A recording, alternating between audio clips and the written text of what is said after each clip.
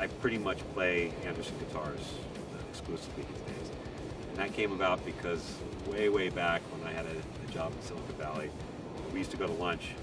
There was a music store called Gelb Music that we would go to, and then we'd grab some burritos next door. And I went there with a friend one day, and he said he just needed the strings. But somehow he ended up in like this 45-minute conversation at the front desk. And I'm standing around, I'd kind of seen what I wanted to see, and I was waiting to go have burritos.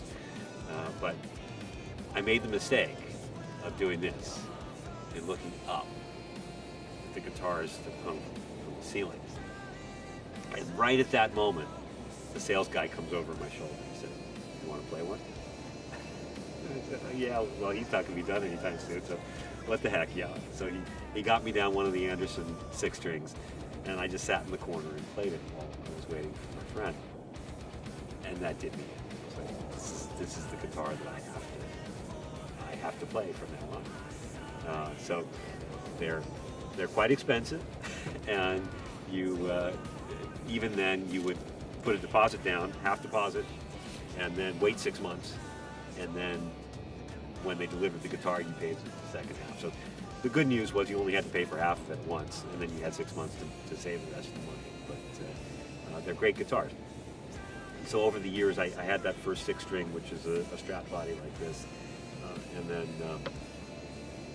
I actually had a semi-hollow Telly body made for me at one point, and then I got into the 7-strings, and so I had the 7-string that is in the music videos, the blue one, and I later had this one made. Now, the second story about this guitar is now infamous for being the guitar that isn't on the Floodfall album at all. And the reason for that is that, being, I thought, smart, I split the two guitars up and took them to Gothenburg separately. I took one with me on the airplane, and then I shipped this one to Gothenburg. Well, unfortunately, the USPS never got it out of the United States, and it disappeared. Months and months of insurance claims trying to figure out what was going on.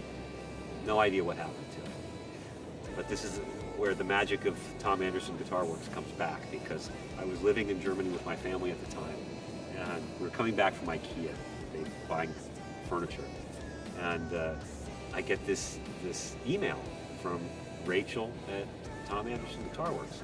She says, "We had a customer that just noticed your guitar," because I had reported that it was stolen to me, and she said, "One of our customers just reported that they saw your guitar on Reverb.com."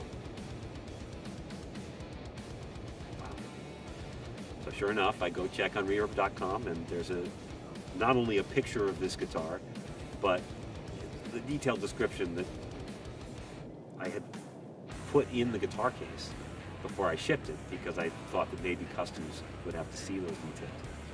So sure enough, there it is on Reverb.com. The guy's selling it for a lot of money, and I had to make a decision. My wife and I talked about it for a couple hours and said, "You know what? You just gotta buy a guitar." So I bought back my stolen guitar, but this is actually the first time I've worn it since that whole thing happened. It never made it to Gothenburg. It wasn't on the album. It stayed in the United States. It took me a while to come back. We moved to Portland.